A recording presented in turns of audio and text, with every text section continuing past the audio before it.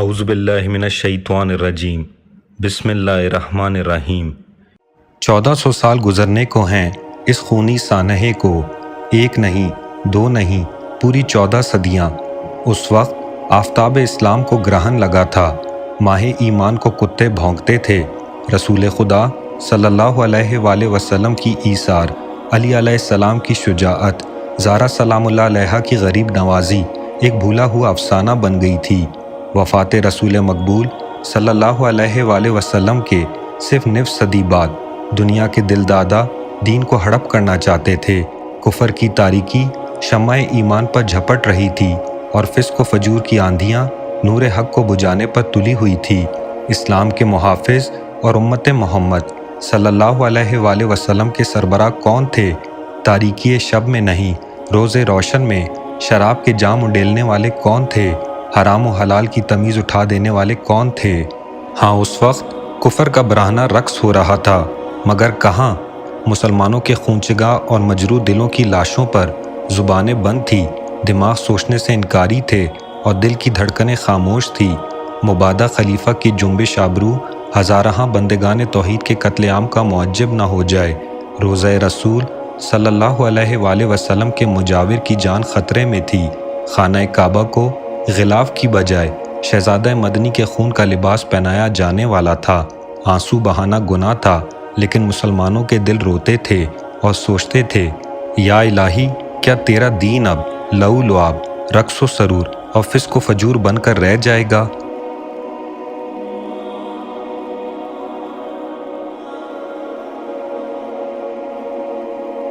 اس وقت ناموس رسول صلی اللہ علیہ وآلہ وسلم کے تحفظ کے لیے، دین حق کو بچانے کے لیے، مایوس و غمگین مومن کی تشفیع کے لیے ایک شخص کی ضرورت تھی۔ اس کی ضرورت تھی جو ابراہیم علیہ السلام کے لخت جگر کو بچانے کے لیے اپنا سب کچھ دے چکا ہو۔ اے جگر گوشہ زارا، حسین ابن علی علیہ السلام، اس وقت آپ میدان میں کود پڑے۔ یزید کی دولت و سلطنت اس برق تپا کی چمک رہی تھی جو چمن محمد صلی اللہ علیہ وآلہ وسلم کے پھولوں کو جلا دینے پر ادھار کھائے بیٹھی تھی۔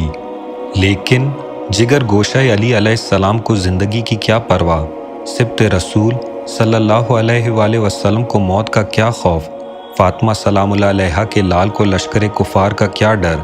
ہاشمی خون جوش میں آ گیا، خاندان ابو طالب کے نام لیوا کی رگ حمیت بھڑک اٹھی۔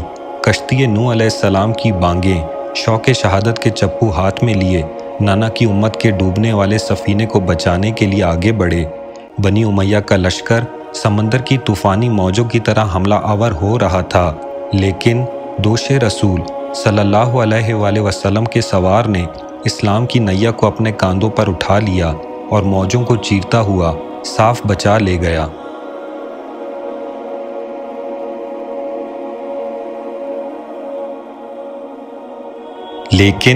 لیکن جب کالی کملی والے کی نیا لبے ساحل پہنچی تو کشتی کے سوار رو اٹھے۔ سینہ کوبی کی صداؤں اور غم انگیز نالوں کی گونج سے آسمان دہل اٹھا۔ انسان و حیوان، طاہر و جنات، فرشتے سب روئے۔ آنسوؤں کا سیلاب طوفان کفر پر غالب آ گیا۔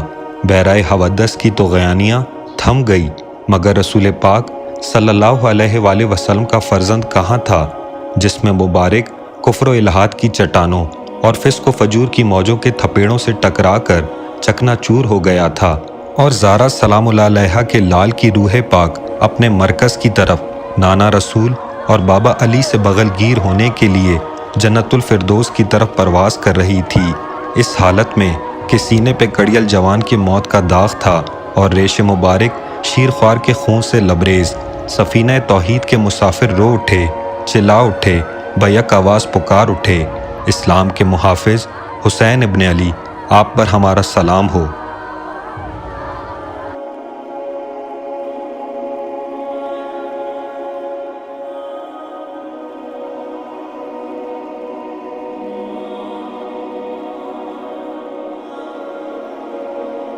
اسلام ہمیشہ کے لیے زندہ و جاودہ ہو گیا، لیکن اس کے لیے کتنی بڑی قربانی دینی پڑی۔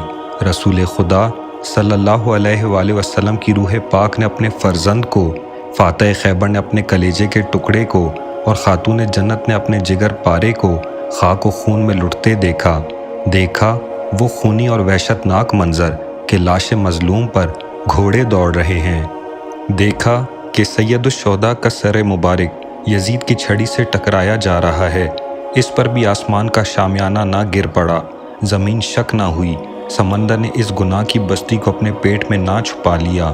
کیوں؟ اس لیے کہ شہید ابن شہید کی شہادت تجدید اسلام تھی۔ حسین ابن علی علیہ السلام کے خون کا زمین پر گرنا ایک پیش خیمہ تھا عروج اسلام کا، اور نشان تھا اس بات کا اب احکام خدا کو بدلنے والا کوئی نہیں۔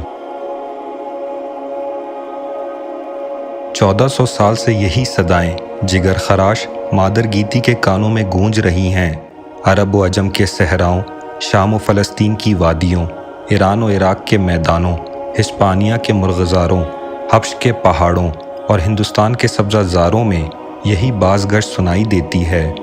دنیا فرزند علی علیہ السلام کی شہادت کے غم انگیز سانحے کو نہیں بھولتی۔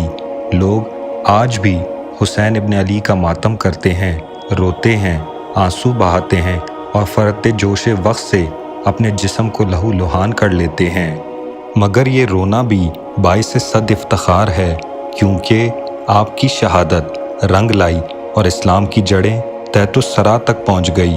عرصہ دراز سے 1400 برسوں سے یہی صدا کانوں میں گونج رہی ہے، ہائے حسینہ، وائے حسینہ۔